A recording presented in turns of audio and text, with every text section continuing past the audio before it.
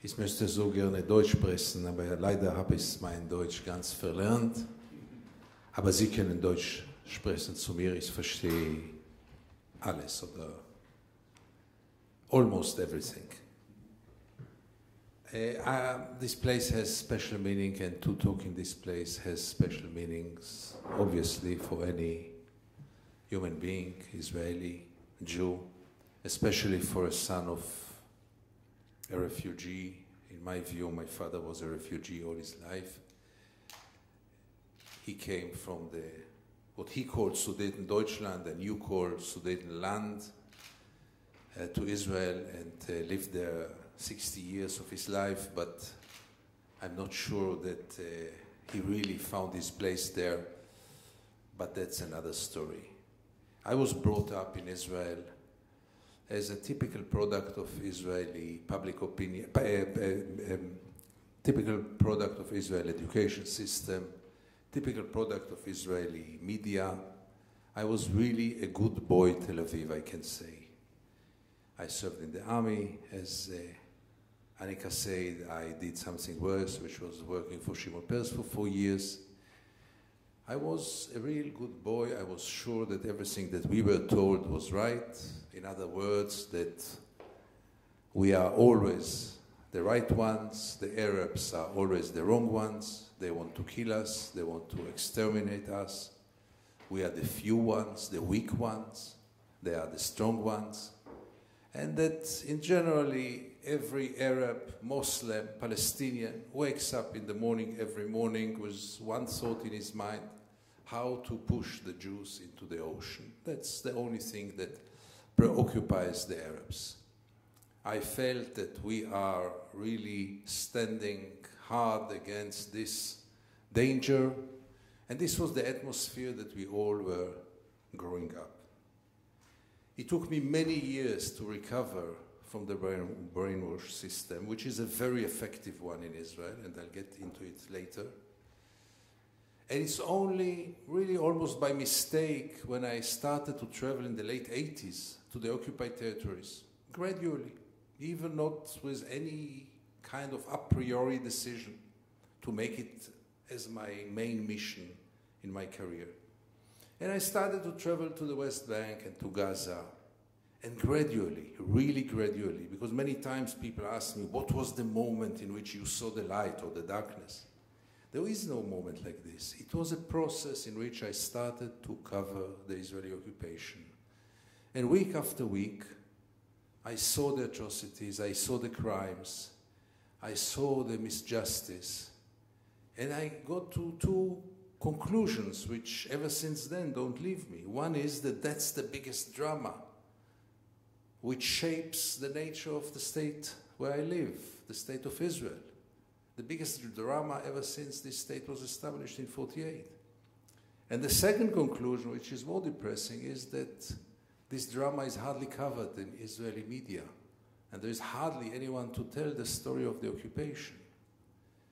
Because one should know that I don't know one society on earth today which lives in such a denial like the Israeli society today. The occupied territories are half an hour away from our homes. Many times it's 15 minutes away from our home, by car, not by plane. And most of the Israelis had never been there, and most of the Israelis couldn't care less about what's going on there.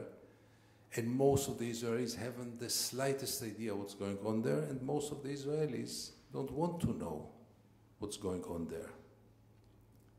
And the Israeli media, together with other systems, the Israeli media, which is a private-owned, quite liberal media, quite open, quite free, no governmental pressure, but as it is, not very ideological, by the way, but as a commercial media, they think that their main task is to please their viewers and their readers, not to bother them with facts that might really trouble them.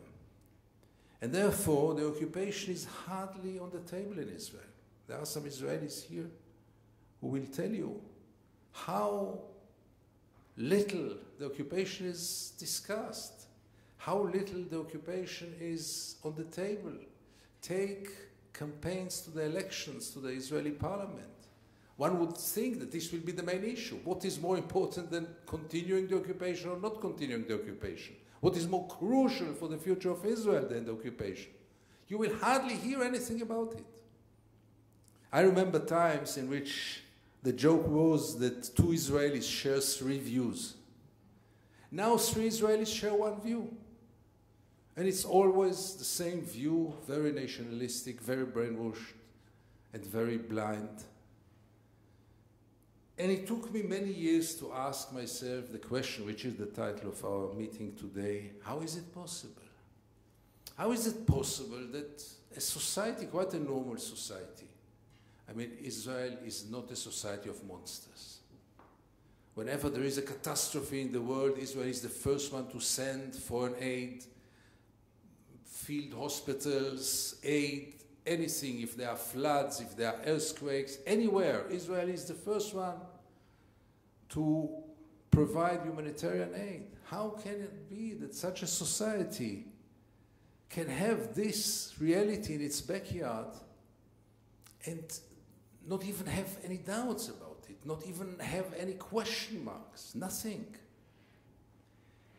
And it took me many years to try and to understand the roots of this blindness, because it's quite deep-rooted. It's not just on the surface.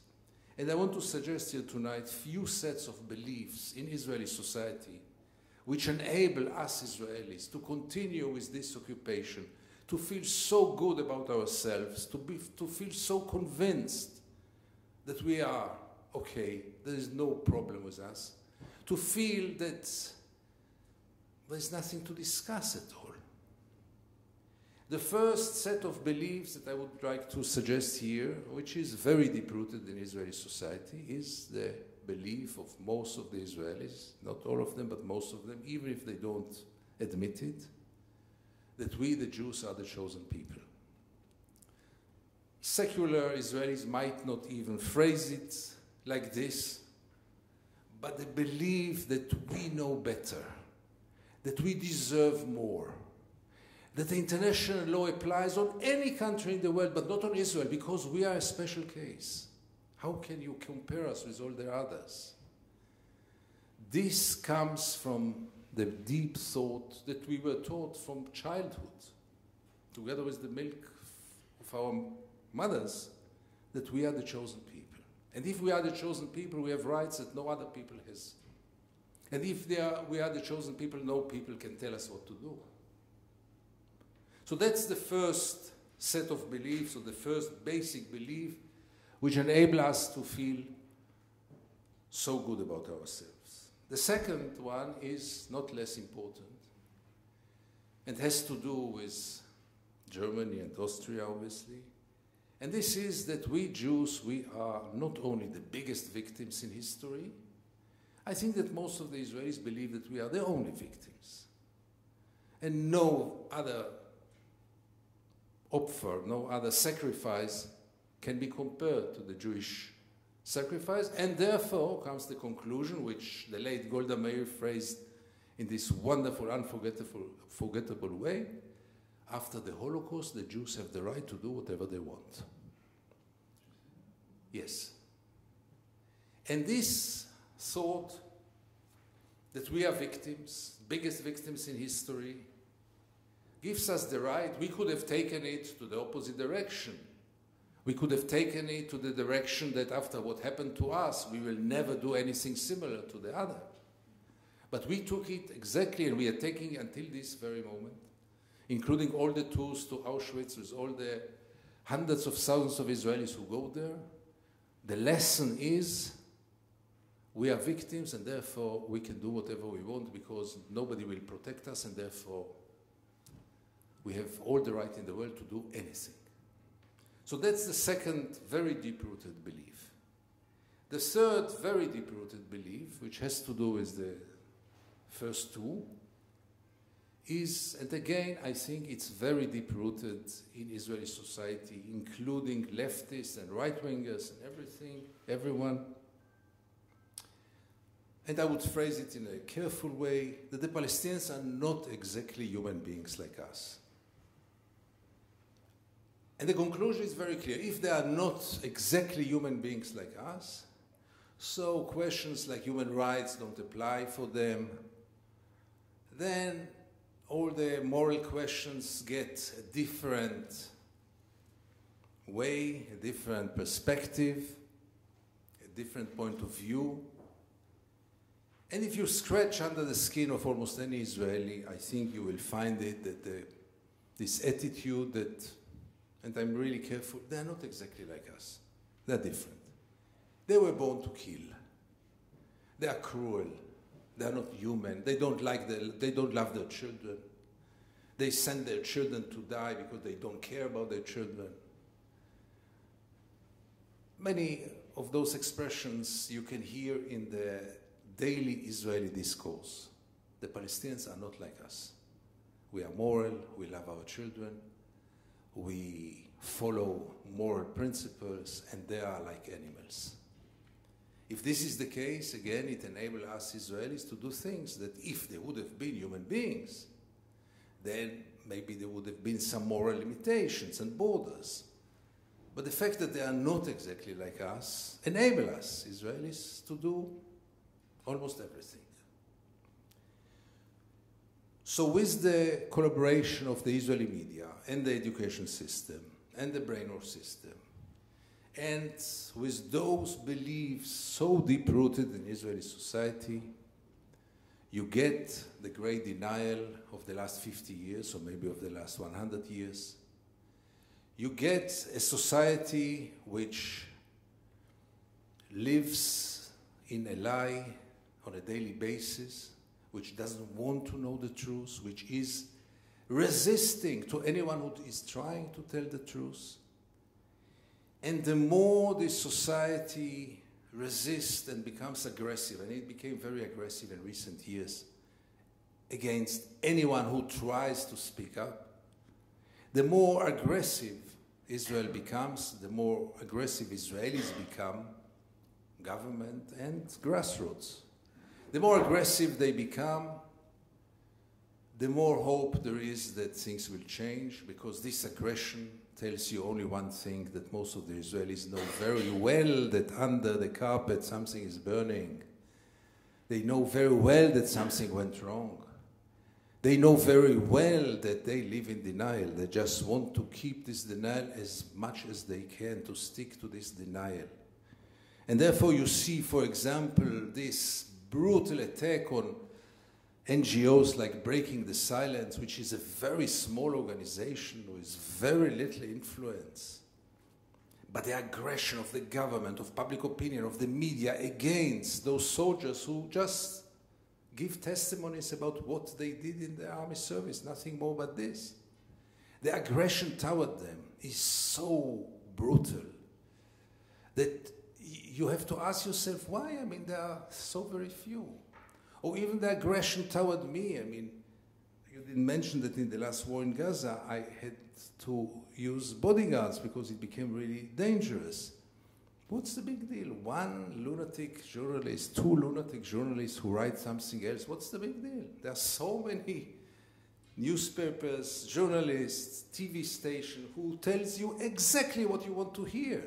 What's the problem if one will speak out in a different way? No, the aggression is because there is something under the carpet. But it's very deep under the carpet. And therefore, it will not change soon. Because all the other agencies are collaborating in order to keep this under the carpet. So here we face a society which goes with the occupation but wants to feel without it. You have this big elephant in the room that nobody wants to talk about, and they think that if we will not talk about it, not discuss it, it will disappear by itself. Because one should know, I guess, few of you meet Israelis. Israelis have no idea what they want. Try to challenge an Israeli and ask him, where do you go to? Where do you go to? What will be in 50 years? What do you want that will be in 50 years? Ask Benjamin Netanyahu, what do you want that will be in 50 years? Don't argue, just ask. What do you want? You want to continue the occupation for another 50 years? Do you understand the consequences? You want to put an end to it, so why to wait? You want a Jewish state, so how can you have a Jewish state with an almost majority, Palestinian majority, or very soon a Palestinian majority? What do you want? Where do you go to? Israel, the only country in the world today without borders. Nobody knows what are the borders of Israel. Anyone knows what are the borders? The only country in the world without borders. And this is just a symbol, because there are also no borders in other fields, not only physical, geographical borders. But we don't have borders because we don't know where we are aiming at. And we don't know what we want. Yes, the wet dream of most of the Israelis is that the Palestinians will vanish. One day we'll wake up and they will not be there. But most of the Israelis know that this is impossible. This will never happen. And nothing more but this, except of this dream, which is by far the dream of most of the Israelis. But most of the Israelis are realistic enough to understand it will not happen. So what, yes? You will hardly get an answer. And in this situation, as I'm trying to describe it here, the hope that the Israeli society will change for the good has no realistic basis. Forget about it. Not only this, we see the tendency. The tendency is very clear to the opposite direction. There was now a poll published last week in which 67% of the young generation in Israel defines himself as right-wingers, and only 16% as leftists. 20 years ago, it was 47-35. And look what happened in 10 or 20 years. 67% define themselves as right-wingers and only 16% as leftists. When in 82, so many years ago, there was a massacre in 2 refugee camps in Lebanon, Sabra and Shatila, which not Israelis did directly. They were only supervising it. The day after the massacre, there were 400,000 Israelis in the streets to protest in the biggest Israeli demonstration ever. I can assure you that if the same happens tomorrow, God forbid, there won't be 400 people in the street. In a very good case, when the weather will be fine, there will be 40 demonstrators, not more than this. And this tells you the whole story to what happened to Israeli society and what can be expected from Israeli society. So in this assumption that one should not expect any change from Israeli society, not a change from within, not a change by itself, the only hope is from the outside. It makes sense. If not from the inside, it can come only from the outside. And the question is, what will make Israel change from the outside? There's a very clear formula. איך אומרים משוואה? Formula. Very clear formula. We have the status quo. Let's say we have an alternative of any kind of peace or settlement, political settlement. Israel will decide what to choose according to the price of both of them. In the last 50 years, the best option for Israel was to continue the status quo. Israel paid nothing for continuing the occupation. The world did nothing to put an end of it except of some lip service, totally hollow lip service. And the status quo was very, very convenient for Israel. You who visited Israel, you know how good is life in Israel. Restaurants are packed up, young people are in the clubs, people are busy with the next vacation or the next car. Occupation doesn't bother anybody. Why would anyone go for evacuating 700,000 settlers? I mean, who needs this headache? Is it possible at all? So as long as in this formula the status quo is so cheap for Israel, Israel is hardly paying for it, the alternative is so problematic. First of all, domestically, no Israeli politician can evacuate 700,000 settlers and survive. Look what Rabin tried. He tried so little, and look how he ended. Who will suicide? Who will go for a suicide and try it? And also from point of view of security. Sure, it's easier to have more space, a bigger country, even though in modern era it has very little meaning, but why would we bother for change? And the only way to make the change is by making the status quo unacceptable and unbearable for Israel. That's the only way to change reality. When Israel will come to the conclusion that the status quo costs too much and becomes unbearable, then Israel will go to a settlement, not one moment before.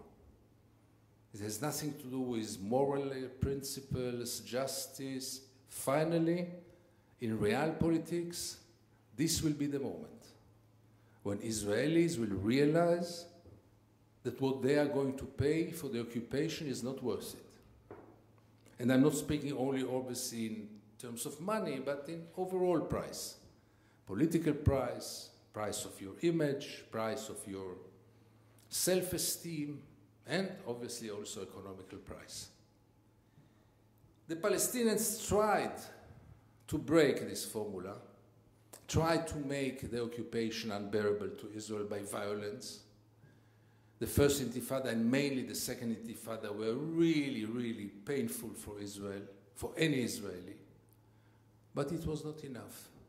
And Israel crashed both Intifadas, and the Palestinians are bleeding until today from the second Intifada and didn't gain anything from the Intifada.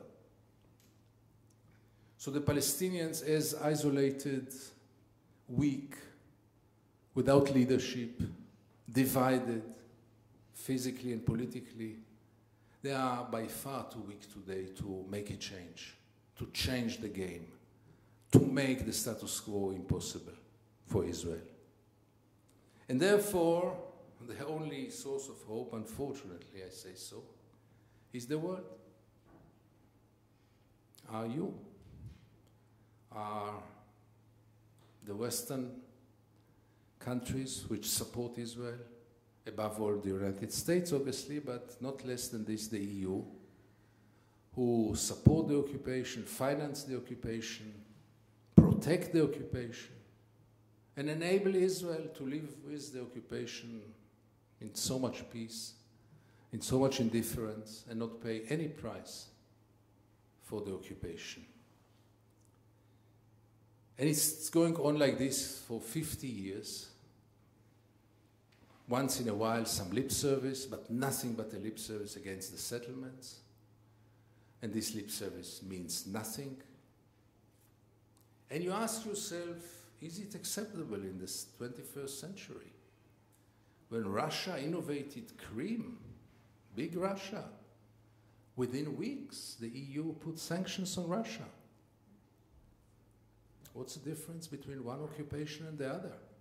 The only difference is that our occupation lasts now for 50 years and Russia's occupation is, what, 2-3 years?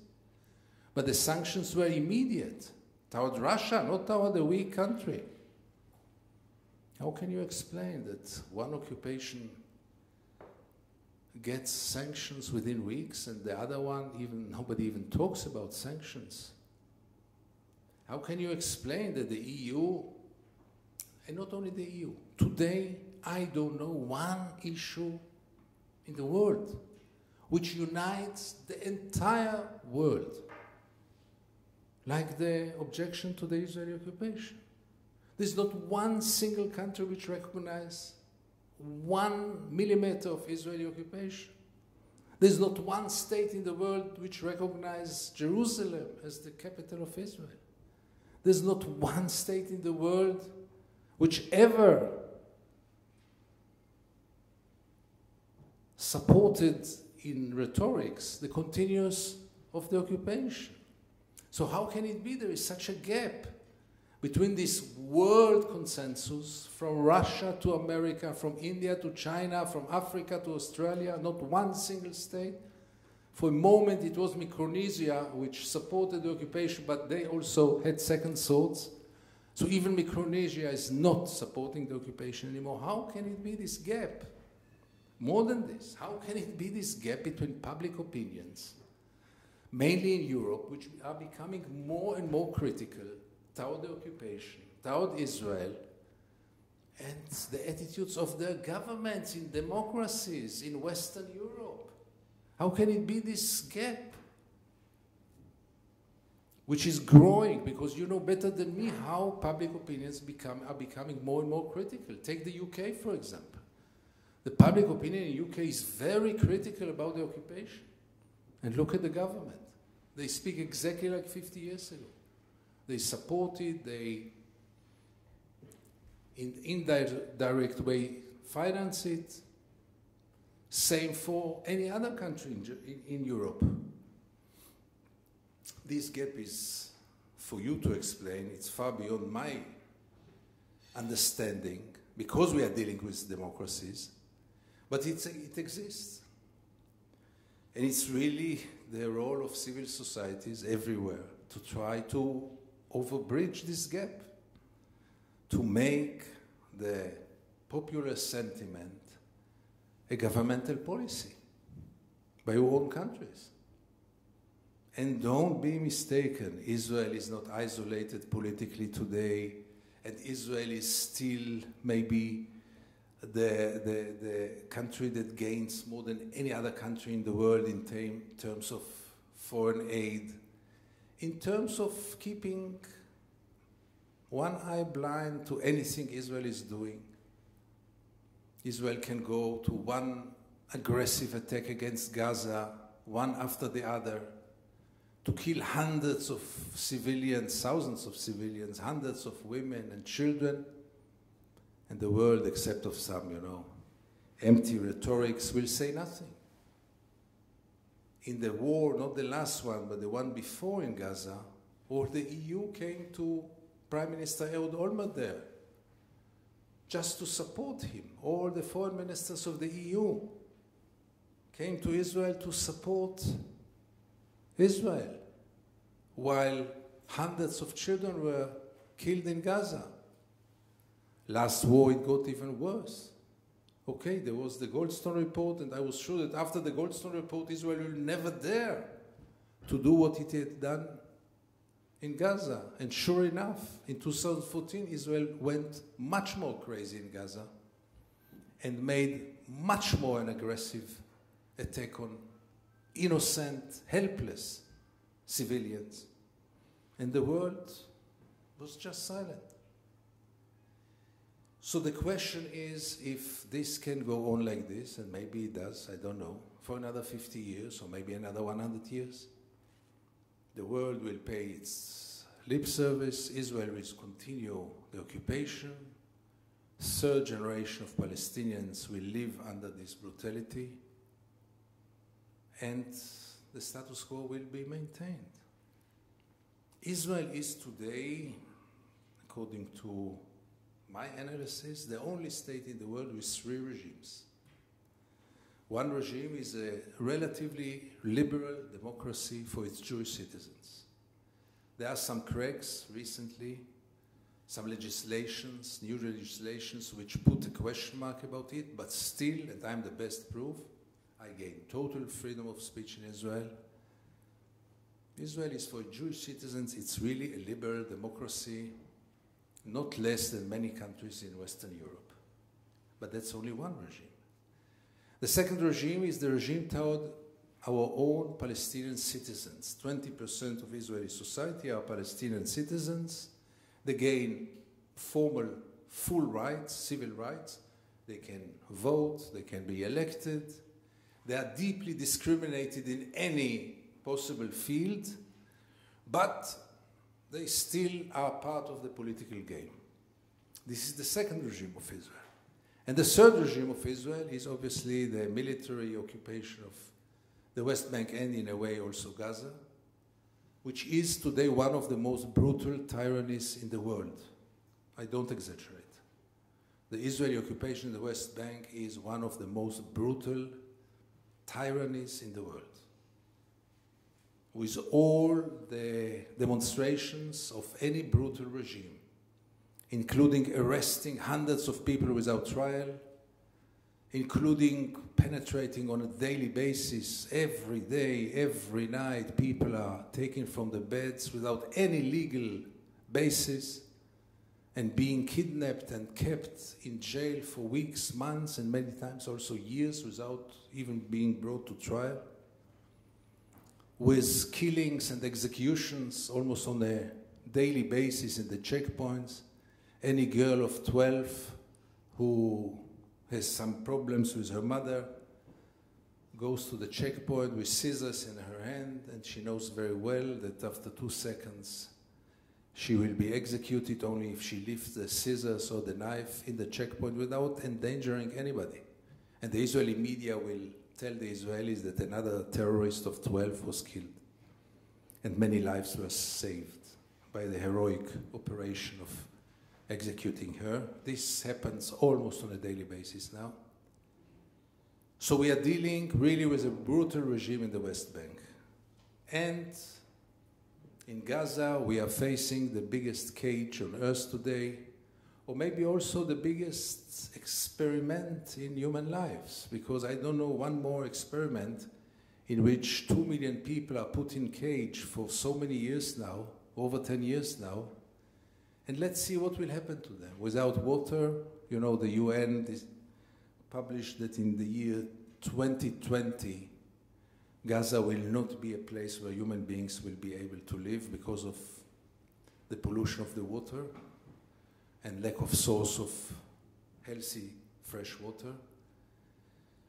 So we have this cage there, we have the West Bank with all this brutal regime. And then I ask you, can you define a state which has all those three regimes? Can you define it as a democracy?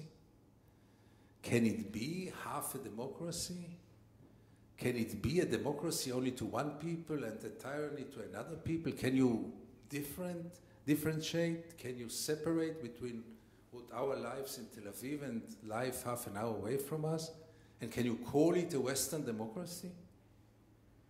And Israel, again, with the help of the West, succeeded to make this separation and to be defined as a democracy, the only democracy in the Middle East. And the West is hugging Israel, and the United States and the EU and everyone is hugging Israel because Israel stands for the Western values. And Israel is a democracy, and Israel is a free country. And look, this villa in the jungle, as Prime Minister Ehud Barak once defined it, we are the villa in the jungle. Look what's going on around us, and look at us. How liberal and beautiful we are. And the world enables us to feel it. And it is possible today in Germany or in the UK or in France to feel that you are a liberal German or a liberal Austrian or a liberal Englishman, to support Israel and to criticize the occupation.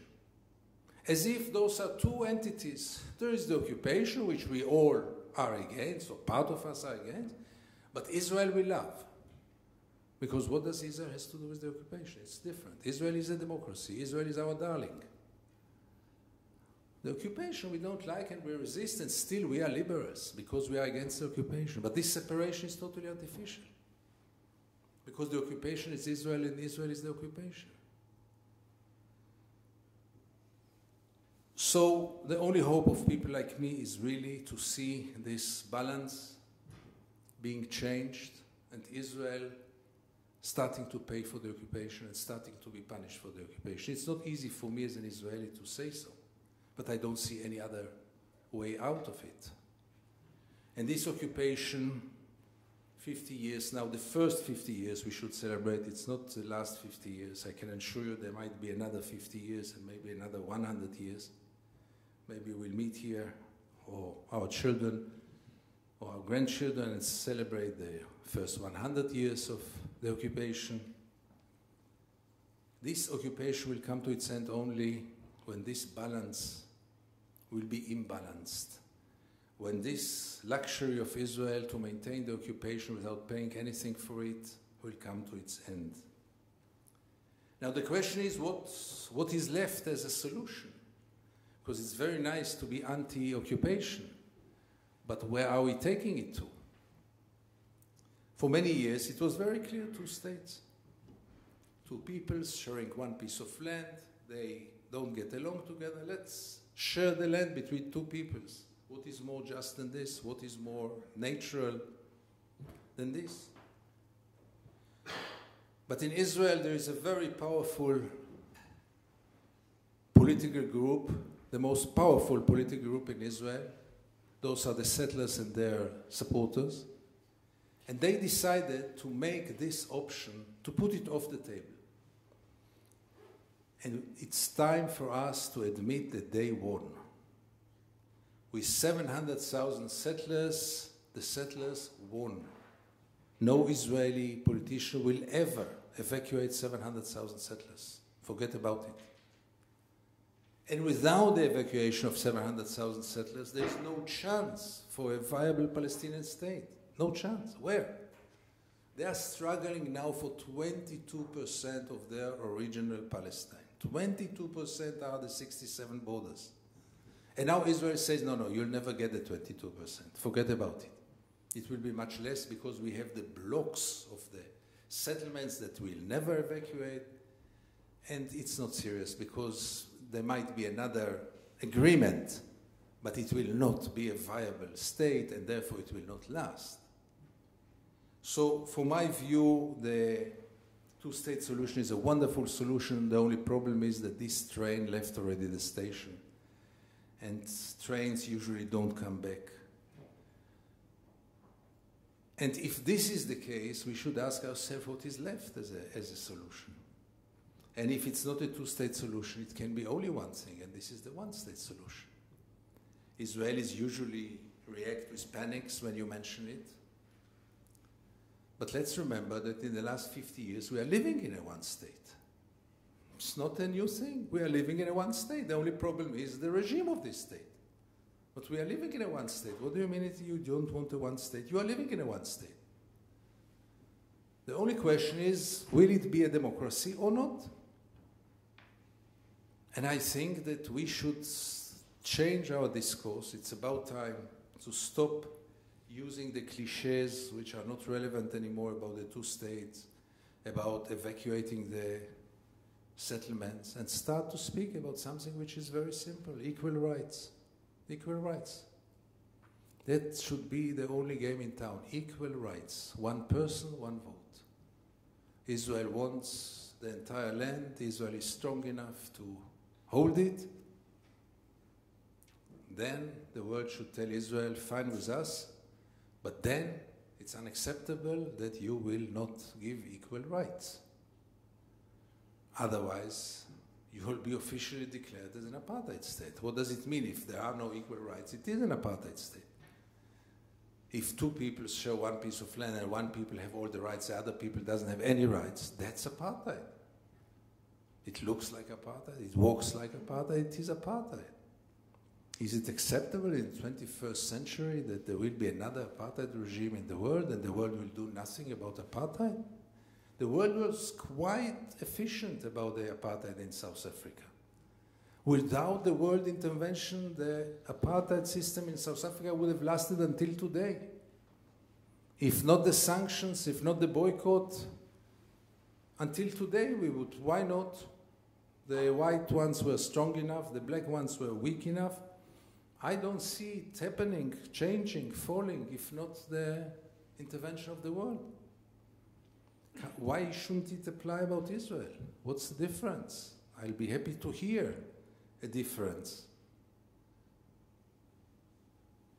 The regime, one of the three regimes of Israel, is no doubt an apartheid regime. And Israel is now also, let's face it, putting the legal infrastructure for declaring itself as an apartheid state as a whole.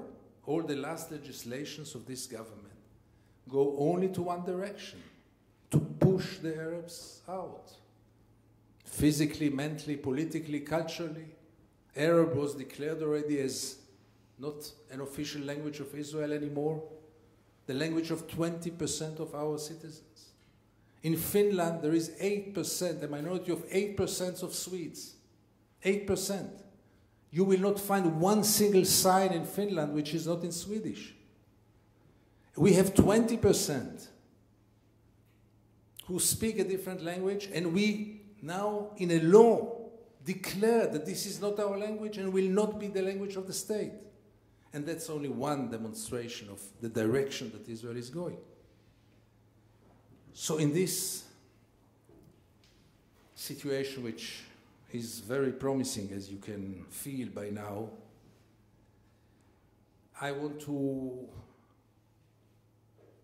conclude my remarks with some kind of optimism, because otherwise really people came out, you came 1 hour drive from Switzerland to listen to me, and now I will send you with such a pessimistic vision.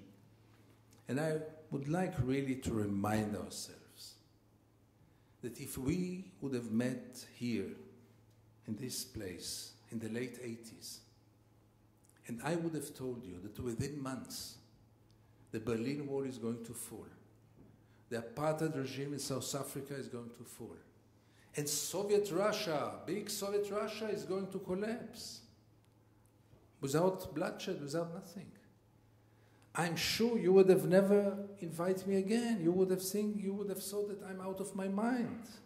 Who saw it happening? I think that the unthinkable is happening in history. And things which look now unthinkable, and the solution of a one state is a very problematic solution, and I'm the last one to believe that it will happen in one day. It's a long way to go with all the hatred and the fears. And we didn't ask yet the Palestinians what they want.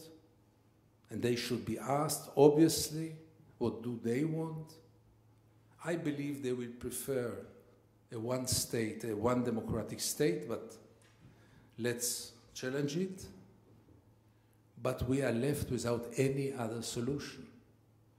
And instead of trying to play on yesterday's solutions, we have to start something new which gives us some kind of hope. And in my view, the only source of hope is a democratic state with equal rights to all of its citizens. Israelis will stand up and scream, what will be about the Jewish state? Our parents didn't come to Palestine in order to have a secular Palestinian Jewish state. We came to have a Jewish state. To those I can only say, where have you been until now? If you want a Jewish state, which is legitimate, the Jews have the full right to have their state of their own. If you really want a Jewish state, you had to evacuate the occupied territories. Because otherwise, anyhow, you don't live in a Jewish state. Today, between the river, the Jordan River, and the Mediterranean, including obviously Gaza, which you cannot put aside, it's almost 50-50. Around 6 million Jews, around 6 million Palestinians. So you want a Jewish state with 6 million Palestinians and 6 million Jews? This is not a Jewish state. Not that I know what does it mean, a Jewish state. I mean, can you imagine yourself declaring Austria or Germany as a Christian state?